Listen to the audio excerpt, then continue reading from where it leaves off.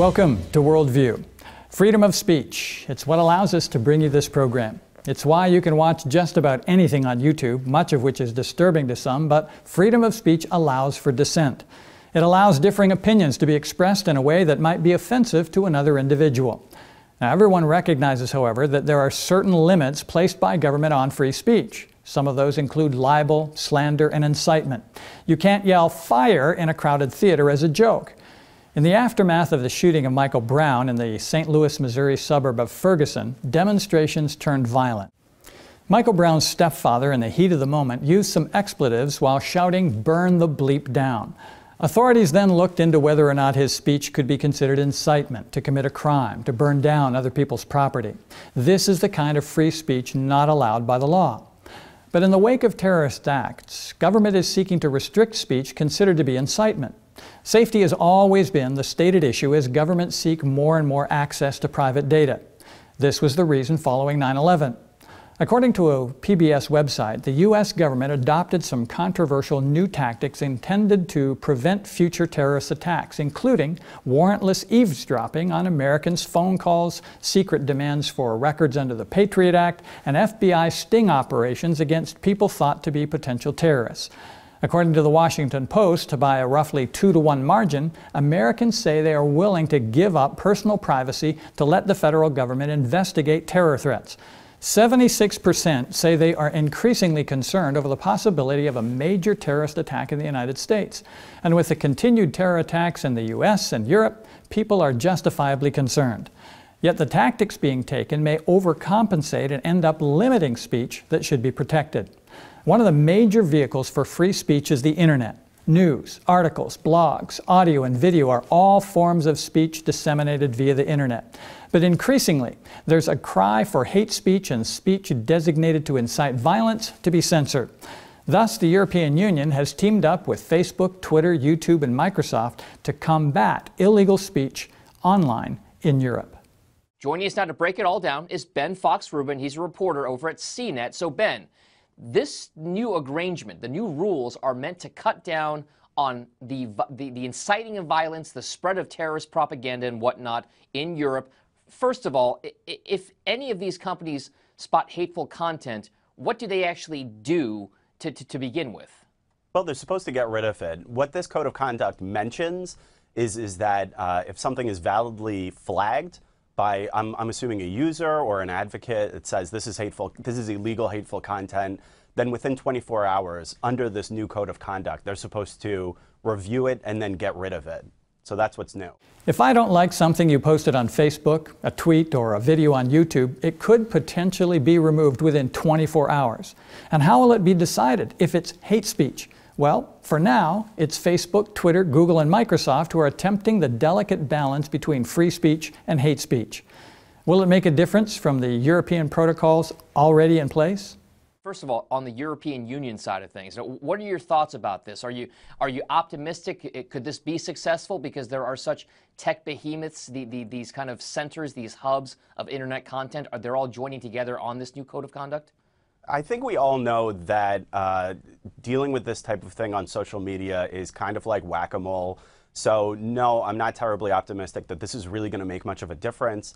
Facebook, YouTube, Twitter, these companies have all already had different protocols and tools in place to monitor hate speech, different things like that. And we've seen where it's gotten us so far. I mean, people get bullied, trolled online all the time. On top of that, there's a lot of promoting terrorism, different things like that. So there's a long way to go.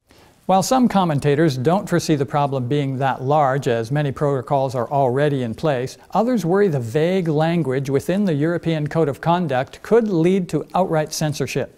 Not all members of the European Parliament agree with the adopted Code of Conduct. They consider it to be Orwellian, as offensive speech is removed and replaced by counter-narratives. The Code of Conduct requires that offensive material be removed from the internet within 24 hours and counter-narratives replace the offensive speech. Here are some of the rules adopted in the Code of Conduct by Facebook, Twitter, YouTube, Microsoft, and the European Commission. The IT companies taking the lead on countering the spread of illegal hate speech online have agreed with the European Commission on a Code of Conduct setting the following public commitments. The IT companies to have in place clear and effective processes to review notifications regarding illegal hate speech on their services so they can remove or disable access to such content. The IT companies to have in place rules or community guidelines clarifying that they prohibit the promotion of incitement to violence and hateful conduct.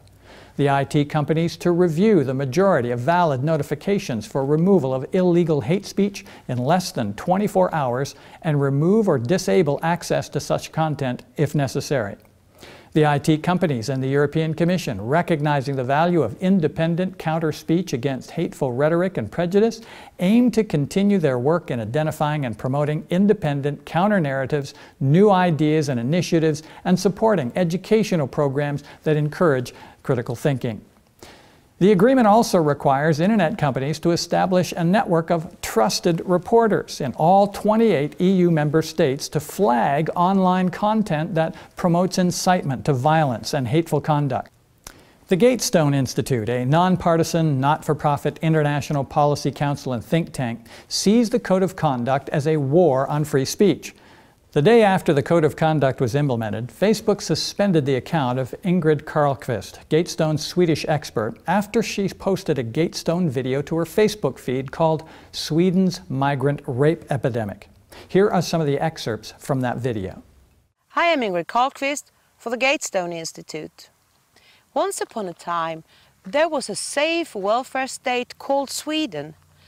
This beautiful part of Sweden that we call Skåne is where my forefathers lived as long back as I have been able to research, the beginning of the 18th century. Now, Sweden has turned into Absurdistan, a country that has one of the highest number of reported rapes in the world. Hundreds of so-called exclusion areas, more than 55 no-go zones where police and ambulance get stoned, and Sharia law is becoming more important than Swedish law. One of the things that Swedes are most scared of is rape. Even though it's forbidden to keep statistics on the rapist's ethnic background or religion, we know who is behind the near 1,500% increase of rapes in Sweden. Almost every day we can read in the so-called alternative media about rapes against Swedish women and girls committed by asylum seekers or other migrants from the third world. Up until a few decades ago, no one had heard about gang rape. Now it happens every week. Ingrid Carlqvist's report of the nearly 1,500% increase in rapes perpetrated by asylum seekers or other immigrants from the Third World was deemed hate speech and removed the day after the European Code of Conduct was adopted. The Gatestone Institute reported that proponents of the initiative argue that the aftermath of the recent terrorist attacks in Paris and Brussels, a crackdown on hate speech is necessary to counter jihadist propaganda online.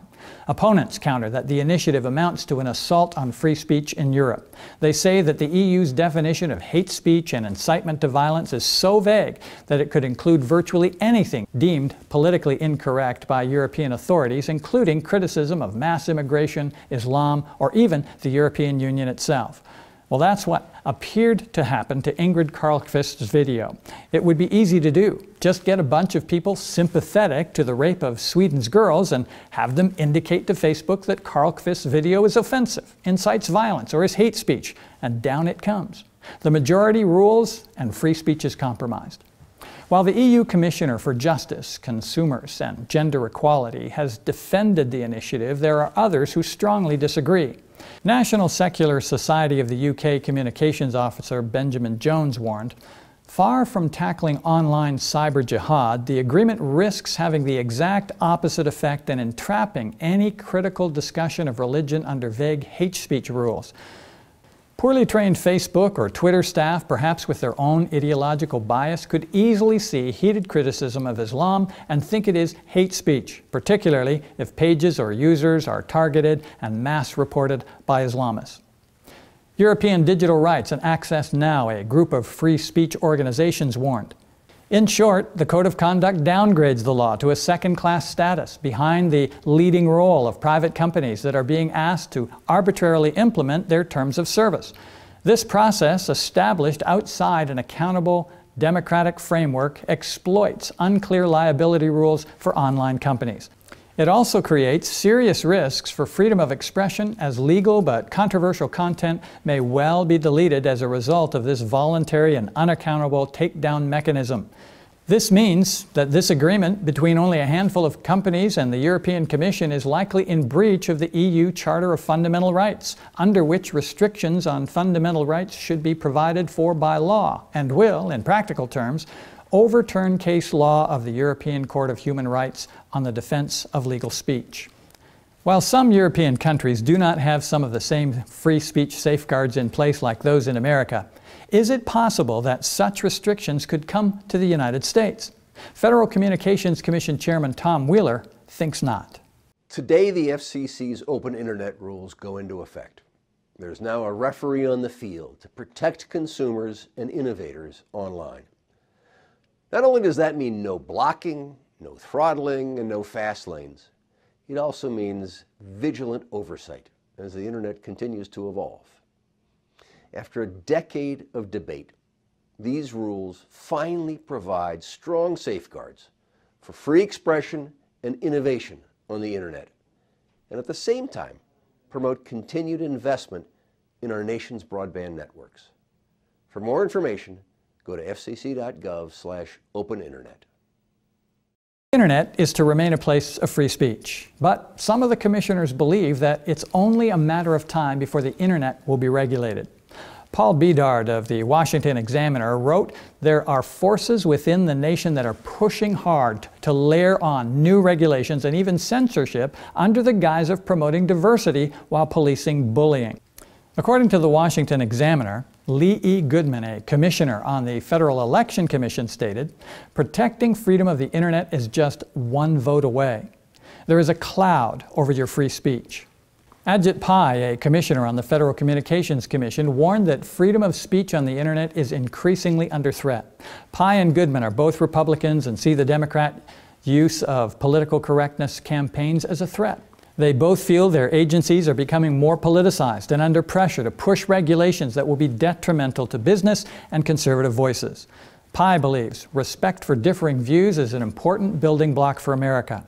One of the things that is critical for this country is to reassert the value of the First Amendment. The fact that robust discourse that is sometimes cacophonous is nonetheless of value. In fact, it creates value. Brent Bozell, a talk radio host and Fox News contributor, is also concerned. He suggests banning hate speech is a good idea if you believe in the existence of evil and hence hate. It's common knowledge from the rhetoric of ISIS that they hate the West and wish to destroy it. Their glorification and incitement of violence should not be given a platform. But Bozell's concern stems from the loose definition of hate speech, and as such, free speech may be in danger of being suppressed, not only online, but in the public square. Bozell cites the example of the Southern Poverty Law Center that features a hate map with locations of conservative organizations of all stripes. The Family Research Center, the Center for Security Policy, the Center for Family and Human Rights, Act for America, and the Traditional Values Coalition, these are just a few. And what views do these haters hold? Well, some support traditional marriage, some stopping illegal immigration, some fighting radical Islam. Bozell cites another incident where a pro-life student group at Johns Hopkins University used a sidewalk to counsel women near an abortion facility. It was denied official campus club recognition by the college student government for promoting hate speech. Some individuals and organizations want to curtail hate speech against immigration critics and critics of Islamic terrorism. Others want to curtail hate speech coming from the asylum seekers and immigrants. These ideas are sharply displayed in the current presidential election process. Donald Trump, the Republican presidential nominee, gave a foreign policy address in Youngstown, Ohio on August 15, 2016. In it, he outlined how ISIS should be tackled. While Worldview does not endorse political candidates, we do report what candidates say when it may affect citizens' personal rights to freedom. We know from the prophecy of the Bible that America is going to transform from a lamb-like nation founded on the principles of freedom to a nation that speaks like a dragon. And I beheld another beast coming up out of the earth, and he had 2 horns like a lamb, and he spake as a dragon. With wars and rumors of wars, with men's hearts failing them for fear, America is eventually going to crack down and enforce worship in the hopes of fending off the devastating natural and human disasters. And he exerciseth all the power of the first beast before him, and causeth the earth and them which dwell therein to worship the first beast, whose deadly wound was healed. This nation will then lead every other nation in the world in trampling the rights of conscience. Thus, Europe, Asia, the Middle East, Africa, as well as in the Americas, decisions are being made that are paving the way for the angel of mercy to take her flight, never to return. Increasingly, around the globe, freedom hangs in the balance. It is not without cause that Donald Trump made his foreign policy speech. But as we play excerpts from it, think of a scenario where instead of ISIS in the crosshairs, it would be Christians who will not yield their faith in the wake of catastrophic international calamities. If I become president, the era of nation building will be brought to a very swift and decisive end. My administration will aggressively pursue joint and coalition military operations to crush and destroy ISIS, international cooperation to cut off their funding, expanded intelligence sharing, and cyber warfare to disrupt and disable their propaganda and recruiting. Their recruiting is taking place right now, and they're setting records. It's got to be stopped. Can you see how the message of the Bible could eventually be considered propaganda and recruiting be stopped as it is setting records? When the message of the third angel of Revelation chapter 14 is joined by the fourth angel of Revelation chapter 18, recruiting will be setting records. The warning from heaven to come out of her, my people, will not be politically correct, and tremendous efforts will be put forth to suppress it. Celestial glory will be blended with the persecutions of the past. Trump outlines a cooperation between the nations of earth to cut off funding. The book of Revelation predicts a time when no man can buy or sell unless he has the mark of the beast. The planning of nations is laying the groundwork for what prophecy predicts. The time to bring the reasons of our faith before the people is now. Soon our message will be considered hate speech and propaganda. Everything possible will be done to remove it from society. If you think the internet will not be purged of every vestige of our message, think again as you listen to this next excerpt in the context of Revelation 13. We cannot allow the internet to be used as a recruiting tool and for other purposes by our enemy. We must shut down their access to this form of communication, and we must do it immediately. The internet is a wonderful method of communication. It has revolutionized the way we reach out to others with the message of the soon coming of Jesus. It has the potential to reach billions of people, many of whom we could not reach in any other way. But it will be purged of our message. Now is the time to get it out there. For in reality, it does not matter if a Democrat, a Republican, a Libertarian, or a Green Party candidate is in the White House. When the time comes, the dream is certain and the interpretation thereof is sure. Religious liberty will be a relic of history. We have a more sure word of prophecy. It is a light that shines in a dark place. We know from the Bible what will happen, and we need to be about our Father's business. Mr. Trump further outlines that ISIS will not be the only target. Other Islamic groups will be in the crosshairs. These tools will be used against any group that seeks to do America harm. Well, what group will be considered doing America harm when disasters are happening at an unprecedented scale? Those who will stand for the Word of God rather than the laws of the state. Those whose values at the time will not coincide with the values of America. But Mr. Trump has another tool in his arsenal. It will not only be military and economic tools brought to bear on the nonconformists. Listen to Mr. Trump as he describes that tool. The fight will not be limited to ISIS. We will decimate al-Qaeda, and we will seek to starve funding. Military, cyber, and financial warfare will all be necessary to dismantle Islamic terrorism. But we must use ideological warfare as well. An ideological tool. Well, what could that be? It may not be something physical, though it will have physical consequences. Ideological has to do with ideas, with beliefs. Something about a person's beliefs is going to be part of the fight against terrorism. Notice in this next clip that Mr. Trump is dead serious. He wants to crush ISIS, and he is willing to use every tool at his disposal. The Trump administration will establish a clear principle that will govern all decisions pertaining to immigration. And we will be tough, and we will be even extreme. We should only admit into this country those who share our values and respect our people. The time is overdue to develop a new screening test for the threats we face today. I call it extreme vetting. I call it extreme vetting.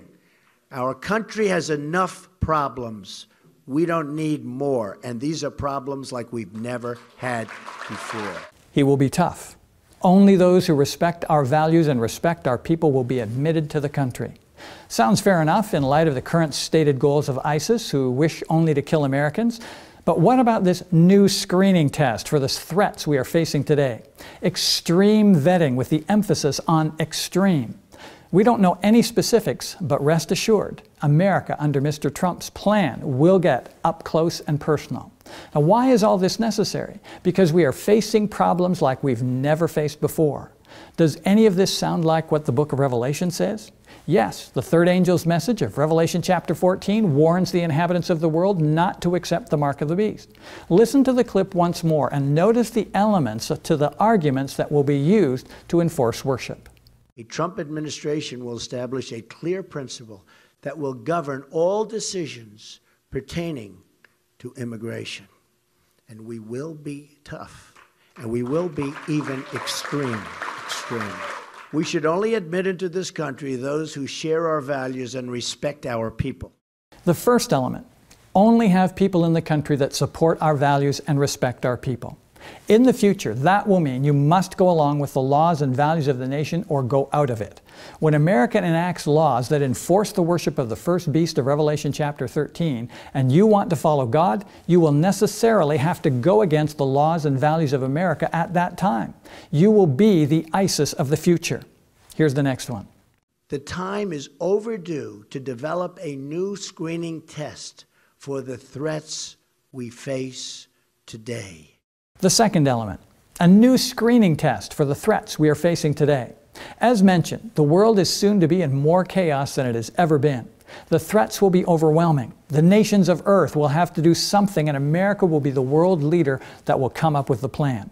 The book of Revelation says the world will be divided into two classes of people. Everyone will be screened. We will all be categorized as followers of the beast and receive its mark, or followers of the Lamb of God and receive his seal. Next element. I call it extreme vetting. I call it extreme vetting. Our country has enough problems. We don't need more. And these are problems like we've never had before. What will get the world to go along with the screening process that divides them into two classes of people? We've never had problems like this before. The extreme nature of the problem calls for the extreme nature of the solution. Economic sanctions will be used, but the problem will only get worse. And as the problems get worse, so will the solutions get more coercive until finally a death penalty will be invoked. Here's how America will attempt to mitigate that crisis.